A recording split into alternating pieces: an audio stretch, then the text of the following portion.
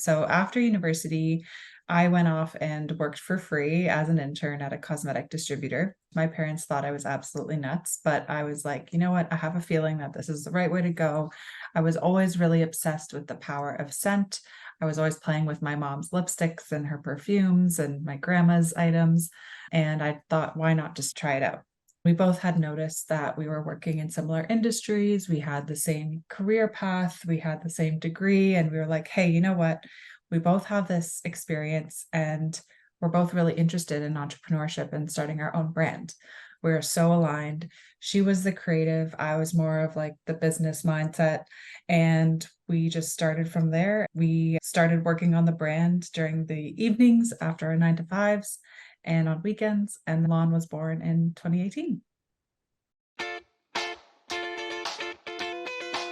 This is JumpStart, where women-led early-stage beauty brands learn counterintuitive insights to accelerate their profitability from $1 million to $100 million without spending a fortune on ads, agencies, influencers, and mindless distribution. With your host, Rohit Banota, ex-P&G and founder of the Toronto-based Jump Accelerator.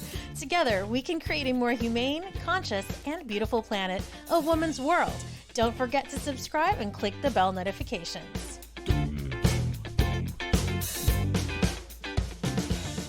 Hey Kat, I welcome you to JumpStart Beauty Brand podcast, which is all about what is it that beauty founders do not know. And for all my listeners and viewers of JumpStart Beauty Brand podcast, let me introduce Kat to you. Kat is the co-founder of Lohn Fragrances, home care fragrances, which she co-founded with Victoria. Lohn elevates home space with layered blends and colorful scents. It's made with ethical craftsmanship, small batch production, and 100% essential oils. Also, it is sold through one of the best beauty stores, fashion and beauty stores in North America, including Anthropologie, the Detox Market, and hundreds of health and beauty boutiques. Kat plays volleyball. She's very good at soccer. She's been playing guitar as a kid. Her favorite actor is Ryan Gosling, and she does binge watch Netflix like all of us at times. Also, she's an all or nothing person.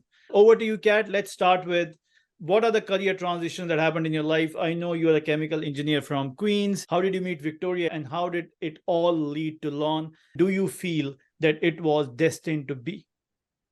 Absolutely.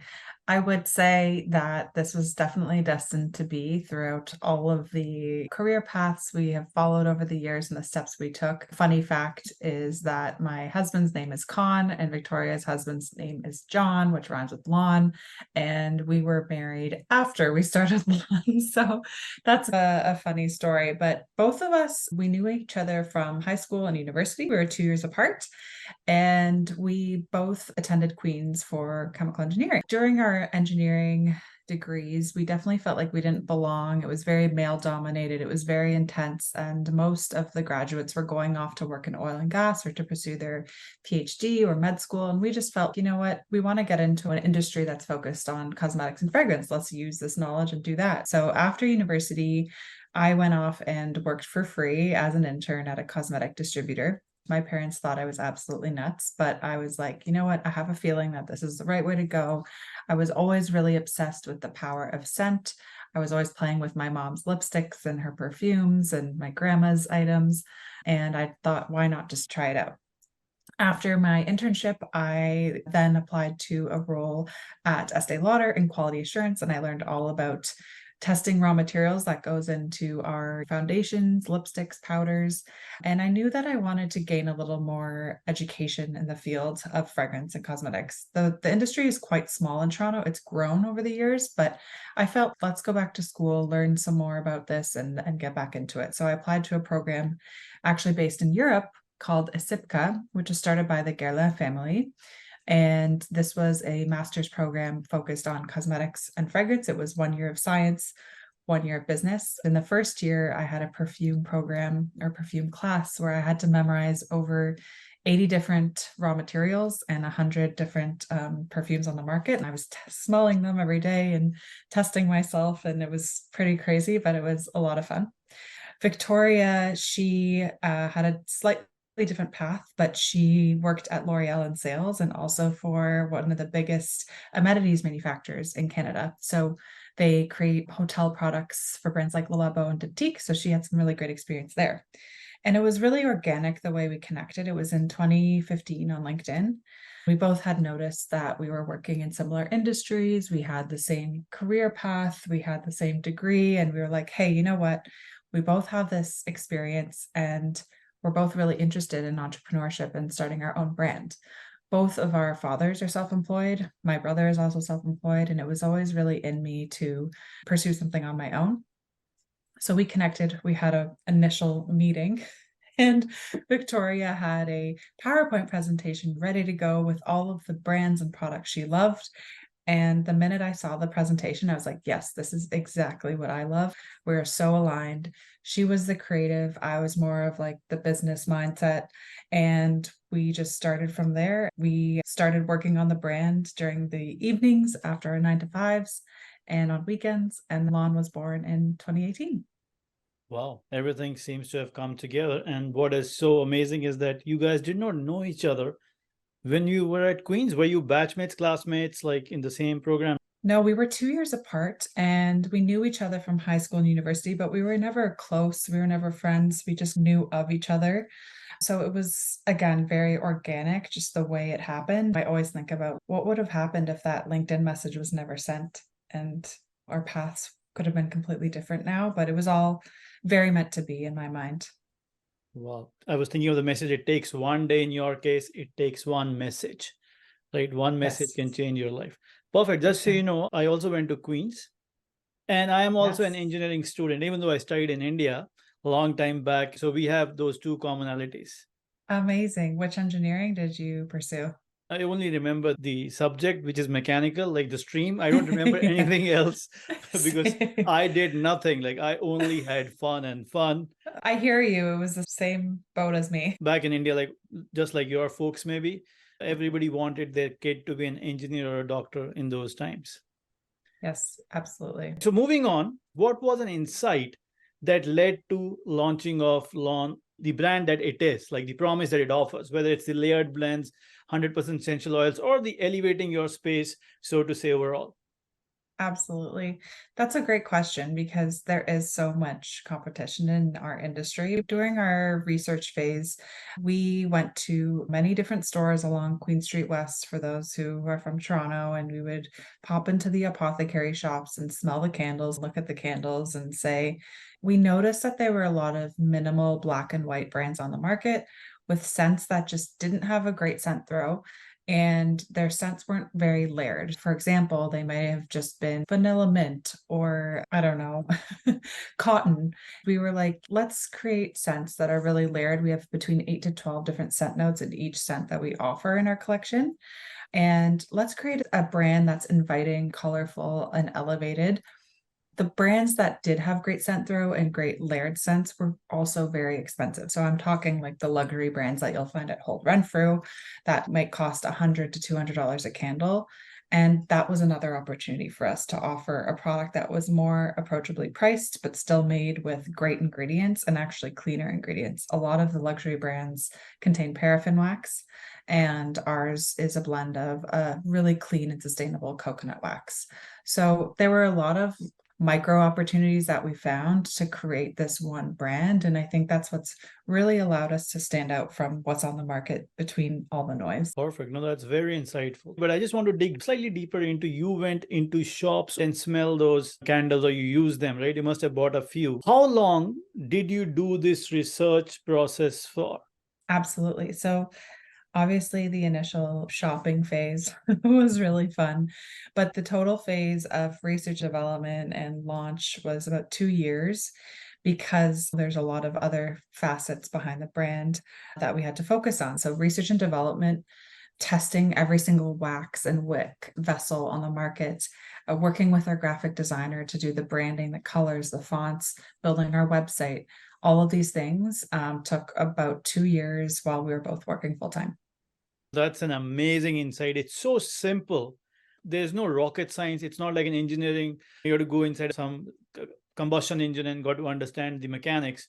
Yet So many beauty founders miss it. And you're absolutely right. Every time I've spoken to founders who have great formulations, usually the time is between 16 months and 20 months that they spent deliberating on their formulations. All good things come to those who wait, right? So I always tell founders, you're entrepreneurs, action is inside. All you need is a bit of deliberation, whether it comes to your formulation or brand. So absolutely well done. Moving on to a next question.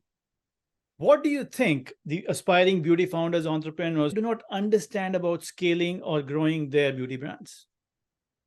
Absolutely. There's two of us as founders, and I can't imagine doing it on my own. I'm really grateful for my partnership and the fact that we can balance each other out in terms of our skills. And when one person's sick, like Victoria's sick today, I'm stepping in and I'm taking charge of the manufacturing and the emails and that sort of thing. So I would say that there's capital that's required to scale and there's a team that's required. You can't do it all on your own. These days, when you're expected to show your face as a founder on social media, run your own personal social account, be present on email 24/7, run in an e-commerce business, run a wholesale business, there is so much that goes into it. And we're constantly leaning on our community for support. At the beginning, it was mainly friends and family who would help us out, pack orders, give us feedback on packaging. And luckily now we've been able to hire an amazing team. But I would say support is everything, and you really can't do it all on your own. When it comes to capital, we're completely self-funded and it has its own challenges. It is the way it is right now, and we're not growing like crazy, but we're growing at a sustainable, profitable rate, and we're okay with that. So you have to figure out how you want to grow, what your goals are. And do you want to be acquired? Do you want to just build a really nice, healthy, profitable business? I think those are all things that are really important to think about. As well, the competition is so fierce, as I mentioned before. And I'm sure everyone and their mother launched a candle brand or a beauty brand during COVID. So you really have to figure out how you're going to stand out from the competition. What are your values? What are your brand differentiators? How are you going to stand out on the shelf if you're focusing on retail? These are all key elements of building a brand. And it's not easy. It takes a lot of work, a lot of grind, and you're not going to make money right away. I can say that it took 3 years for us to pay ourselves. So lots of different factors, but yeah, those are my ideas. That is very elaborate. I love the fact that you said you want to grow profitably, because I always believe that growth begins with profit. What's the point of growing, scaling up, if you're not making a profit? You're expecting it. And we know the book that we all read, Great Expectations. More often than not, you're disappointed if you have expectations. It's better to realize profit, do it sustainably. Very well said. And the second point, when you said you got to do everything. So I'm absolutely with you. I think those founders who venture into entrepreneurship thinking, I'm not going to do this, I'm not going to do that, will have a slightly harder time than those who are very open to doing whatever it takes to succeed, right? Absolutely. That's what I honestly believe, and my experience has been. So very wonderful answer, Kat. Moving on to the next question. You are present in such amazing retail stores. What is it that you focus on? Because a lot of brands get on the shelf thinking the products will fly off the shelf, and I tell them distribution does not give you wings. Red Bull might, but distribution doesn't. So what is, in the order of importance, what do you focus on in order to move your products from the shelf? Obviously, your packaging is amazing. I know that an amazing packaging will definitely lead to a better offtake movement from the shelf. But apart from that, what do you do? One, and second, how does that doing differ by store type? Because every chain of stores or brand of retail stores is different, right? Absolutely. Number one is definitely the relationship building with your buyers or with whoever is responsible for the purchasing at the store. We started attending trade shows in New York. We've been to Shop Object for the last 3 shows. We're going again in February. And this is how we've built our wholesale business in the US. And I would say there's a huge difference between sending emails to a buyer versus meeting them in person, actually having that communication, telling your story, and just checking in on them and seeing how they're doing. How is their family? What are they up to? What are their hobbies? Building that relationship and not just pushing sales on them 24/7, because we all get sales pitches all day long, and you can tell when something is genuine versus just a push for profit or push for revenue, right?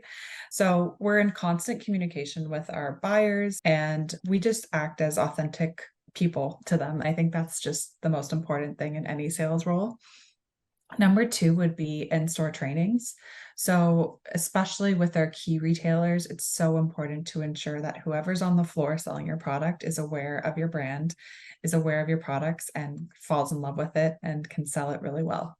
So, we run regular store trainings with our key retailers, and we find that the sell through is immediate after we complete them.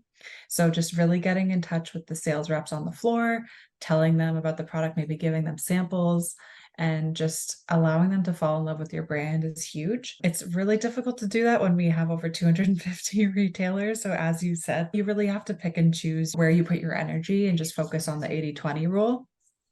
I would say if you can run Zoom sessions online and have a bunch of different store locations, for example, with Anthropologie, we try to do it in bulk. Even with Holt Renfrew during COVID, it was tricky because we had to train Vancouver and Calgary. So doing that strategically and just making sure you're making the best out of your time as a founder is important. And then the last thing I would say is just being able to constantly evolve and learn from the buyers. So we constantly ask them, what are their customers looking for? We reach out to our own direct customers as well. But I think the feedback is so important, whether it's about our scents, our packaging, new product launches. It's really key to understand where the market is heading and what shoppers are looking for.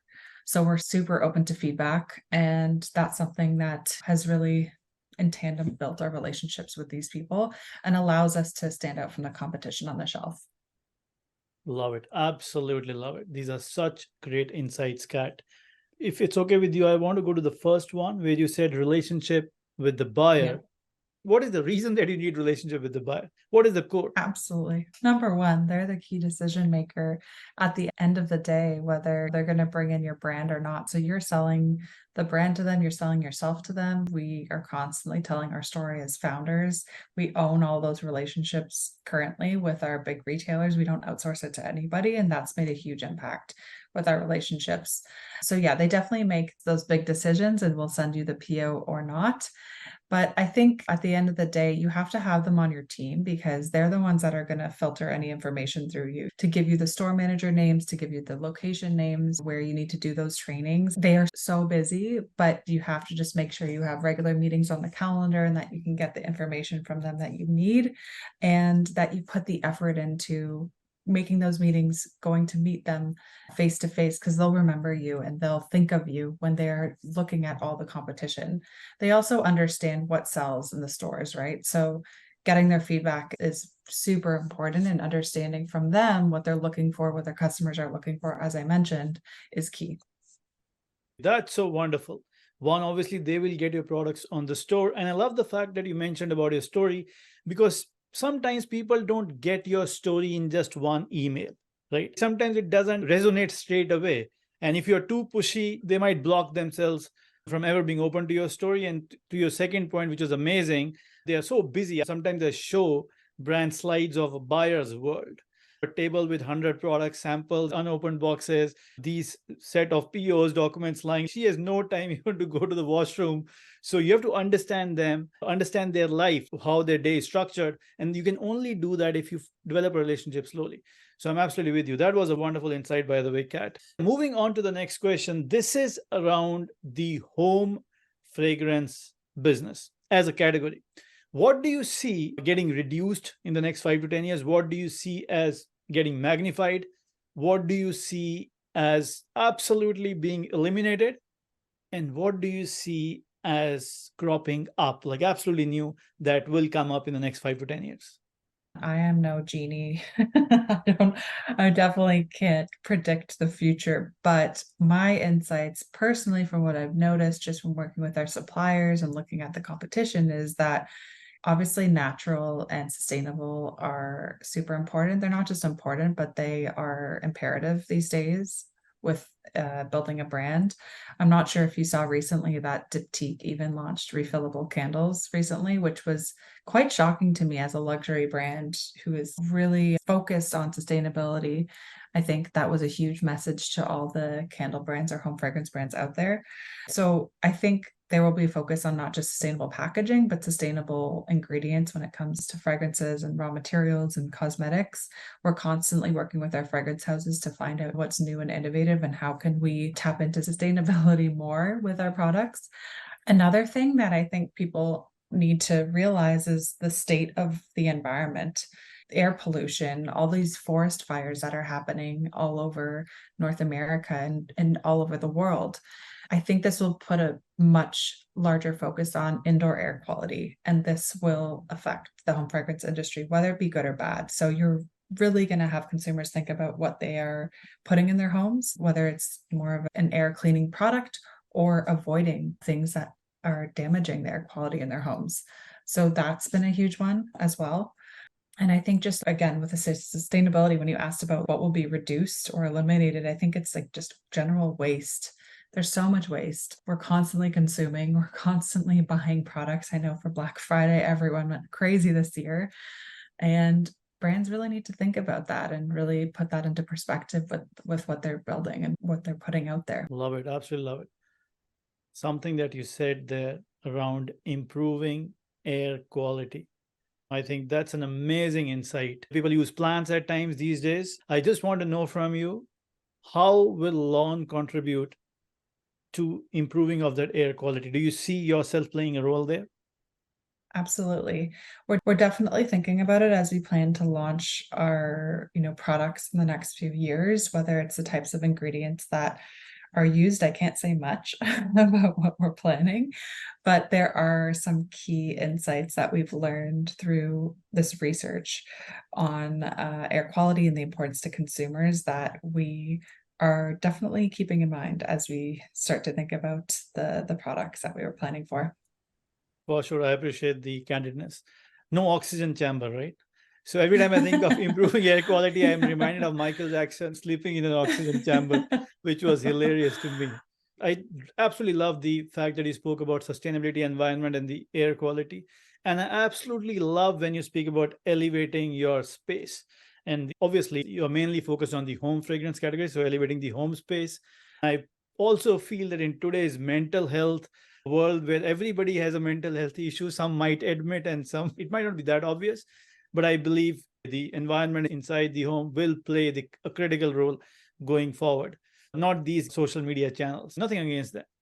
Perfect. Was there ever a time in Lohn, or have there been moments which were very difficult for you and you had no idea how you'll pull through? Was there ever such a time? How did you as a person and Victoria together, how did you venture through that time and emerge victorious? Oh my gosh, this has happened a lot of times. This is a regular occurrence for founders, and it's something that maybe isn't talked about, but there are crises all the time. We're constantly putting out fires, and there are many sleepless nights, whether it's a shipment that got delayed, or maybe we lost an order from a big retailer, or we made the wrong decision to launch in a different country, which I have been really vocal about with our UK launch on LinkedIn. In terms of what got us through that, I will say I am very lucky to have a co-founder, as I referenced earlier, because usually when one of us is okay, the other one is not, and we kind of balance each other out and really talk the other off the ledge. So I think that's been really helpful, just to be really open and have constant communication with each other. We're talking to each other every day. It's like a marriage, truthfully. So that's been helpful. But I think the support from friends, family, and other founders is the most important thing. And when it comes to mental health, invest in yourself, invest in whether it's therapy, working together in masterminds. I'm currently part of a woman founder mastermind where we meet every 2 weeks and talk about our hurdles and getting through tough times and just overall mental health and helping each other out. That's been really crucial. Just leaning on support is huge, because as a founder, you want to do everything, as we talked about earlier, but you really have to understand that you can't do everything and you can't get yourself through everything if you're mentally in a really fragile state. My partner has been great. I talk to him about every little issue, and I talk his ear off sometimes, but thank God for him. So yeah, just making sure, whether it's a friend, family member, partner, whoever it is, other founder, make sure to take time to talk about what's going on and get feedback and get support. That's a wonderful insight. Was one of these moments like where you hit the bed thinking it's all over? Or is it like it's difficult, I'll have to manage it, but I'll get over it? Which out of these two? Oh yeah, we've had everything under the sun in terms of these moments. But there was one moment that I referred to when we launched to the UK. We were not in control of our own sales. We were outsourcing all of our own sales, and we just didn't have control over where the business was going. We were spending so much money on this big launch in the UK, and we weren't making money off of this. I remember coming home from that trip, and Victoria and I had a call with a new accountant that we had hired. He looked at all of our bookkeeping and our numbers and our financials, and he looked at us and he said, "You don't have a sustainable business. This is not going to work." Our hearts just sunk. And that was the summer of 2019 or 2020. I don't remember. It's all a blur. But both of us were just completely distraught. And we knew we had to make a decision right then and there to fix the issue. And we did. And we're good now. But it was a moment of sheer panic and a conversation between the two of us to say, is this worth continuing? What are we going to do? How are we going to make decisions moving forward? How are we going to spend our money? Who are we going to hire? Who are we going to let go of? All of these things, all these factors. And when you've built something for years and you hear that from someone, it's the most painful thing to hear. But we all have to have these failures and learn from them. And the fact that it happened to us, we've learned so much from it, and we're in a much better place now because of it. It's amazing that you overcame such a dire, something that would have had dire consequences for your brand. Tell me one thing. I've always wondered, people who really make it, do these people never take a day off, an hour off? Do they never drink? Do they never get down? They just keep going? Or they also have all the vices? They also feel down. They also don't work at times. They don't work as hard at times, but they just keep going. Which out of these two would you say you are? Oh, definitely the latter. I don't drink, but my morning routine is almost 2 hours. I start work around 9:30, 10, because I meditate, I work out, I make myself a huge breakfast, I go for a walk with my dog, and I am okay with that. I don't need to wake up at 5 a.m. and get right into my emails because that stresses me out. This year, I've really focused on taking that extra step to focus on my mornings, to really set my day, to really focus on my mental health. And the business is doing the best it's ever done. I don't feel like I'm on that hamster wheel that I used to be when I was maybe trying really hard, but not feeling as good mentally. Those were the times when we didn't do as well as a brand. And Victoria and I have had the conversation of, let's just take the pressure off a little bit, because there's so much pressure on founders to succeed and to make money and to get further ahead of the competition. But we're okay, as I said, with growing slow, growing sustainably, and getting to where we need to be so that we can live our lives comfortably and happily. Yeah, so definitely the latter in that question. Thank you. That offered some consolation to me, because I always wonder what kind of behavior or personality should I have. Obviously, I cannot change my personality, not that easy. But for one thing, you don't drink alcohol. Sometimes I deal with my whatever rejection I've had with a beer or a glass of scotch. No judgment. We all need our fix of something. And for me, that's having dessert most nights or indulging in other things, which is totally fine. I agree. And you said something very important about entrepreneurs, that they do need this, because I never had these feelings when I was working in corporate. Only in entrepreneurship, because you feel you could have done this extra. You would have sent this yesterday. You would have completed this too. So that's where I started feeling that guilt. And this is a question that maybe only I am interested in, but I try to ask every founder who's a guest on my show. Perfect, Katerina. So I'll move to the speed round now. It's all about 1, 2, 3 word answer. Whatever your thoughts are, very succinctly put. Let's start with, what do you think is fake in the early stage beauty market? Profitability and how much money everyone's making. Love it. That's just amazing. I would say in the speed round, this is the best answer someone has given me. Love it. Like, things are not as good as they seem to be, right? Absolutely. Oh my gosh. Yes. Perfect. Any favorite quote? Anything that you like to say again and again? Yeah, I have a couple favorite quotes. One of them being Maya Angelou's quote of, I've learned that people will forget what you said, people will forget what you did, but people will never forget how you made them feel. And I think that's so important in this day and age to remember, just about treating people with respect, treating people with kindness. and you never know what anyone is going through. So just being extra mindful about that. My other one, which I heard on a meditation the other day, is by Wayne Dyer, which is the state of your life is nothing more than a reflection of the state of your mind. Love it. And I think that's just, it's so true. The way your mind is working is really represented in your actions and how you show up in life. So I really resonated with that, and I wrote it out and put on a sticky note and keep it Love on it, my love wall it. here. Absolutely love it. I'll play devil's advocate with the first quote you said. I don't want to offend you, but I've always been curious about that quote, how you make people feel. So, because nobody's perfect, right? I'll give you a 2x2. Somebody who makes you feel great, and the other person who doesn't make you feel great, but tells you the right things and means well. I totally agree with that. I think transparency and being upfront is important. And I think you might feel that you respect that person more. I don't think it's a bad thing. Yeah. So I'm not opposed to that thought at all. Perfect. You're very nice. You put it very nice. Perfect. So bootstrap or funding? Bootstrap for Love now. it. Till the time you get the money, right? Yeah. Social media? Create, don't consume. Love it. Love it. When I used to work in sales, and when somebody would come and sell me something, I used to tell them, I sell, I don't buy. You know? It's easier said than done, but Yeah, it's easier said than it's done. important. I agree. So what does fashion mean to you? Individuality, and for me, comfort.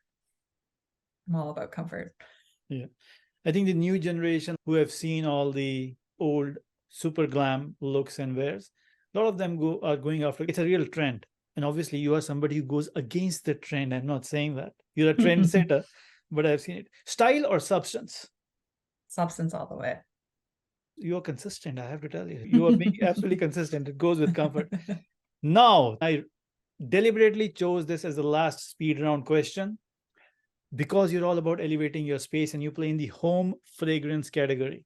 That's why I also got very intrigued by your indoor air quality, which I think is a wonderful insight. It's an amazing insight. Home is where dash. There is love and solace, I would say. Comfort. I know I keep referring to comfort, but it's like wherever you feel comfortable. I agree. And where there's pure air. Exactly. Perfect. You were absolutely wonderful, Kat. I love the way you are so grounded when you speak. Like I am always jumping, for some reason. Kat, that brings us to the end of this episode. You have answered every question with so much insight, whether it is on how do you see the home fragrance category evolving, what mistakes beauty founders making.